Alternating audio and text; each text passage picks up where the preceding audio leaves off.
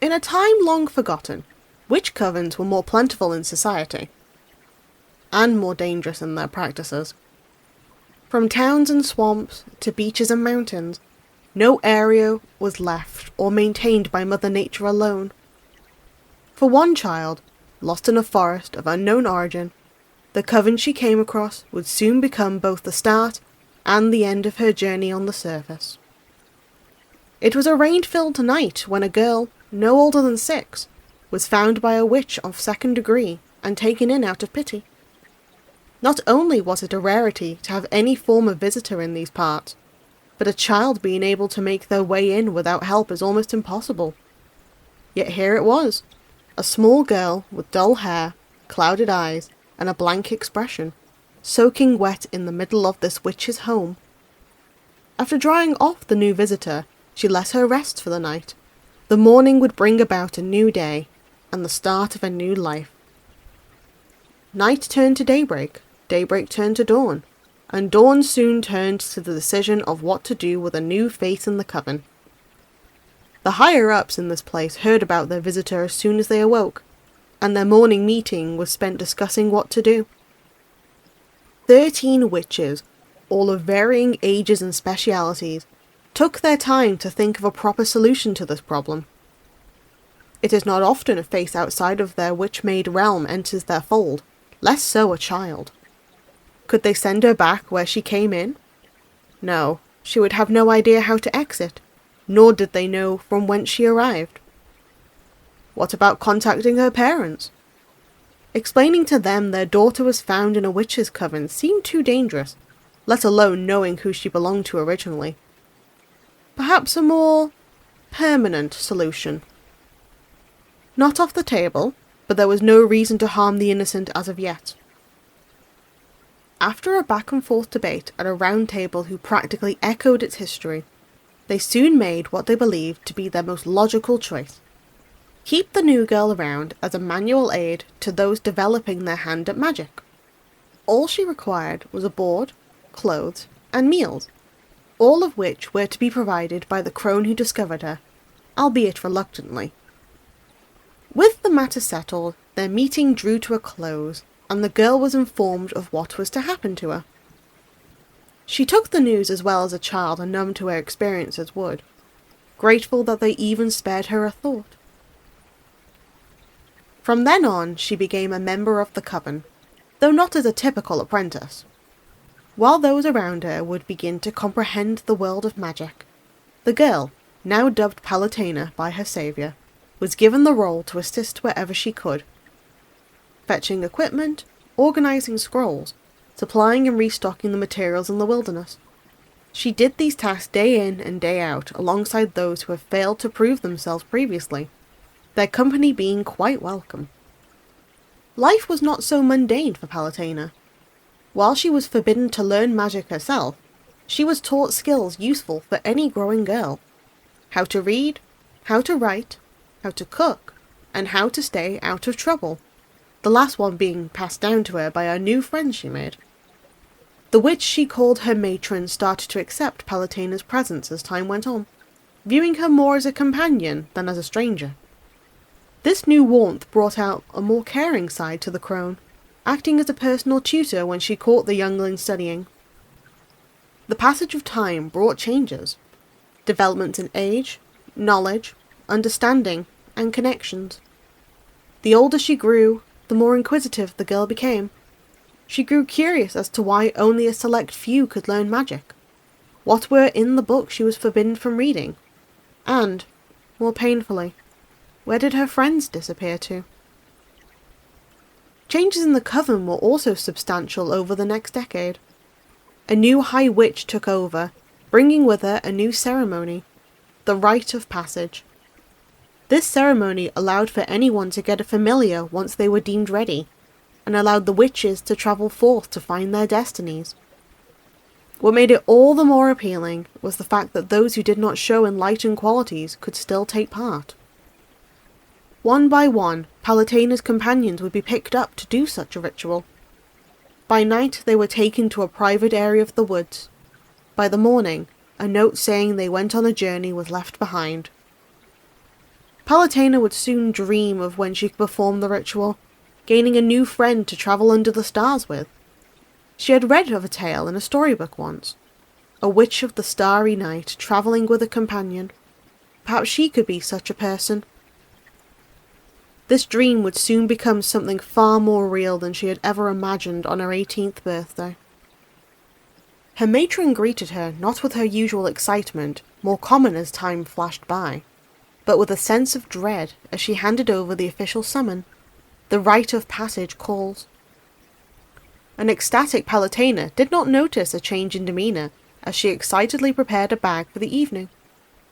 Before being allowed to go, the matron presented her one final gift. A Necronomicon, the only book she had ever been allowed to have read, albeit secretly to avoid trouble with the higher witches. They part ways with an all-consuming hug, the last hug they'd ever share in this lifetime. As endless as the forest felt, the naive girl made it to where the letter commanded, a ritual circle far away from the rest of the coven. Stepping inside of it sealed her fate, as the blood-red symbols gleamed to life and trapped her in. The barrier formed instantaneously around her, like a rabbit caught in a snare, as the hazy magic cleared to let her see out of it. Hooded figures emerged from the shadows, chanting words the girl did not understand. Their words soon became muffled. Her heart pounded wildly. Her chest tightened. She blinked back tears of dread as she realized what has been going on. These witches were not giving everyone a chance. They were fishing for power, and the bait had walked into their net. Palutena tried as much as she could to get free, slamming against the barrier, kicking and digging at the circles, screaming, throwing what she could, all to no avail. She could not quite make out what they were doing as the barrier started to haze once more. Exhaustion made her fall to her knees as she focused on the blurred shapes. A book, a girl, a quill, signature. Cheering, chanting, turning, taunting, flashes of light. The haunting smile of the most elegant witch she laid her eyes upon. She did not notice the crumbling of the floor around her. She did not hear the final cackles as she fell. The last thing she saw of this world was an unearthly beauty's cruelest happiness. The last thing she heard in this world was the phrase she took to heart. Knowledge has always been an option. You need but simply to ask. The girl thought this would be the end of her story. Fading to black felt fitting in her mind. However, what she found was not pain, nor purgatory, but the empty darkness of somewhere new. Had she died? She felt alive enough. Was this supposed to happen? She had no clue. Were her friends here? She would hope their fates were better. Cautious to find an exit, she decided to explore the blackness of her new environment. No sound could be heard, even from her own movements. Darkness enveloped her vision. The absence of smell was disorientating. It was a barren world that should not be witnessed by mortal eyes. Yet her eyes witnessed it all. The numbing of her legs kept reminding her she existed. Time passed, an uncertain amount to be sure, until finally a sign of life existed. A singular, elaborate door shone like a beacon, beckoning her towards it. The details were blinding to her, but the calling it gave was the loudest she had witnessed since her descent. One step, then another. Then it got faster.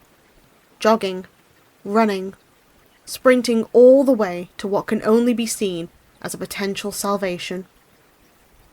The last shred of hope she held on to willed her to keep moving, to reach for the door and twist the handle, to push it open with the last amount of her strength, to face whatever was on the other side, to defy the odds once again, to exist. Oh, sorry, Skelly Bob. Did I wake you? That's good. I was just about to move as the story finished. Yes, it did end on a cliffhanger, didn't it? Not all stories are created equally, and neither do all get to have a concrete ending. Funnily enough, for this particular story, I do know there's a sequel to it. Their pages are scattered throughout the archives.